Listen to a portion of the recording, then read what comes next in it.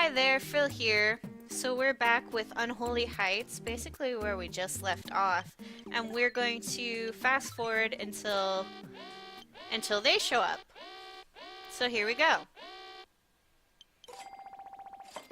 Ah, and that guy's late on rent. I can't believe him.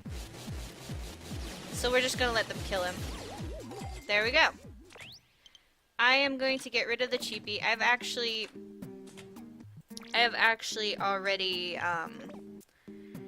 gotten a lot of the achievements with the chibi, so I don't really care. I'm actually trying to focus a little bit more on all these other ones like the elementals. The elementals get really awesome. Get really super awesome. No, I don't want to replace it, I want to sell it.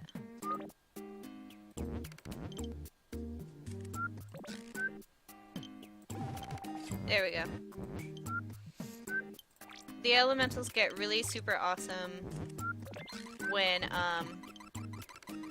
later in the game. I'm gonna go ahead and put something here that might attract more of the chimeras.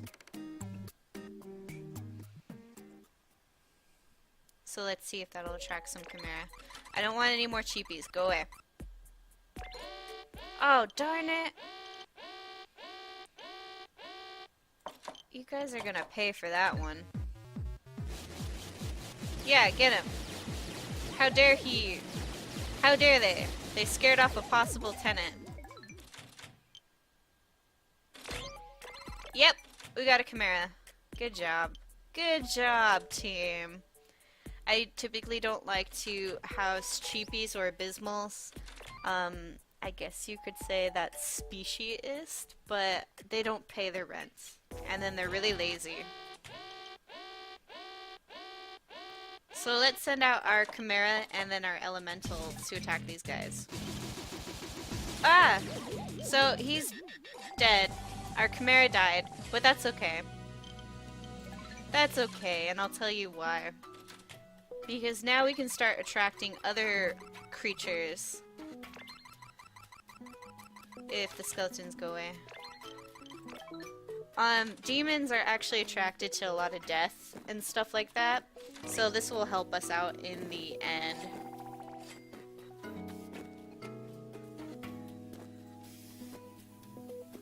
But right now it won't.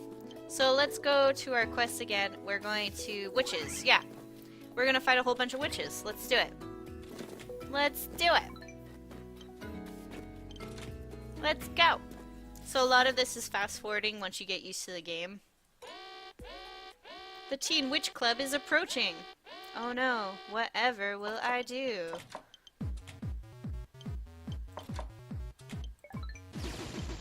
But you should pay attention to the health bar that shows up over your monsters. If you want to keep them, that is.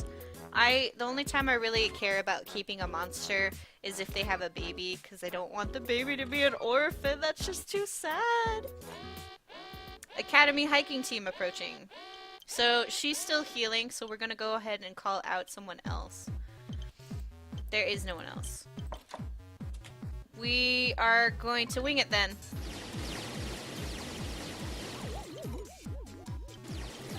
Yep, this is all we can do.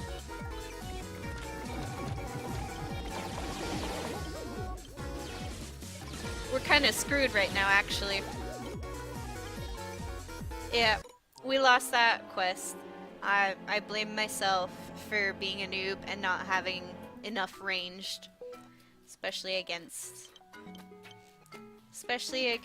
a mage. That was all on me. So we basically just wait until different tenants come along. I want a little bit more variety, so I'm gonna go ahead and accept a demon.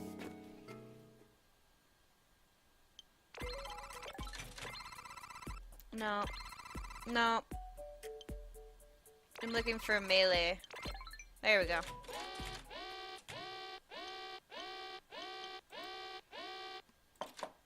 Here we go. It's a fun little game, and I like playing it when I'm bored and stuff like that. I don't know how often I will have videos up on my channel because this is just sort of a... I don't know, it's pretty casual. That's why I like it though.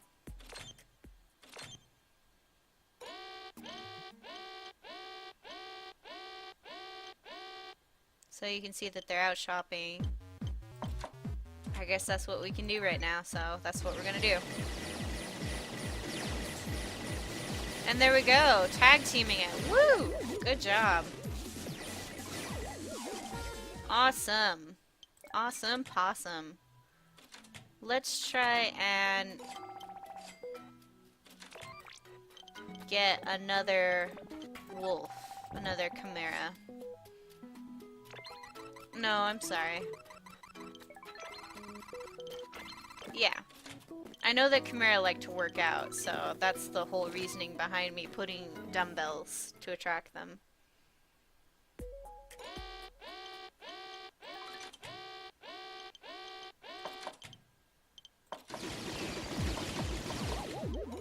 Oh, darn. I wasn't paying attention.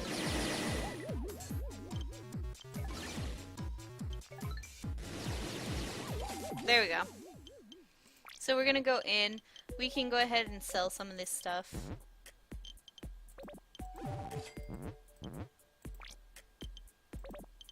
No, I want to get another chimera, so...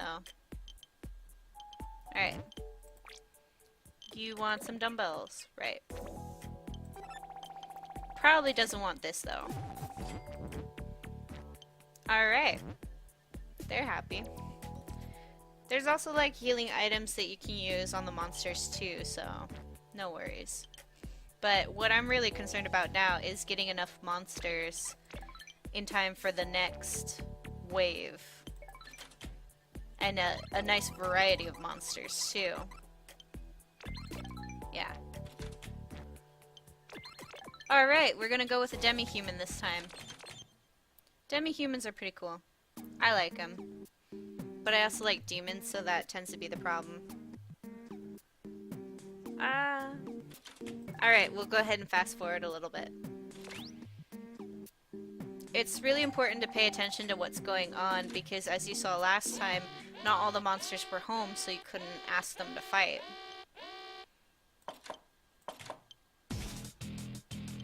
Alright, here we go. I like it when you can stack up your range like that. It makes it a lot easier. There we go. Quest complete.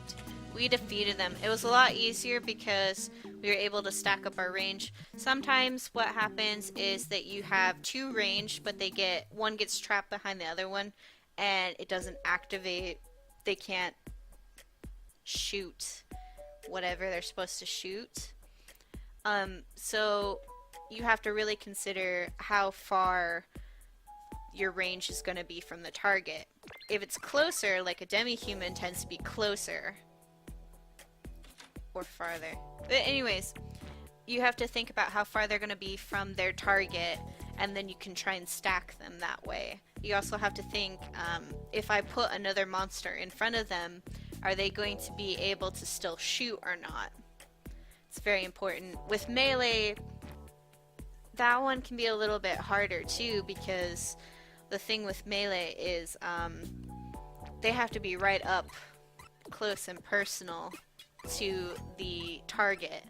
Otherwise, they're not going to do anything.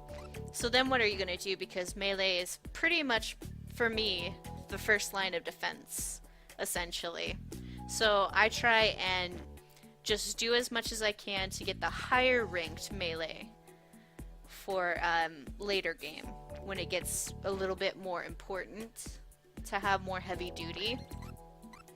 I'm actually trying to unlock a lot of, like, if we go back to our bestiaries in just a second. Yes. If we go back to our bestiaries, you might have noticed that there are a whole bunch of these like blacked out silhouettes.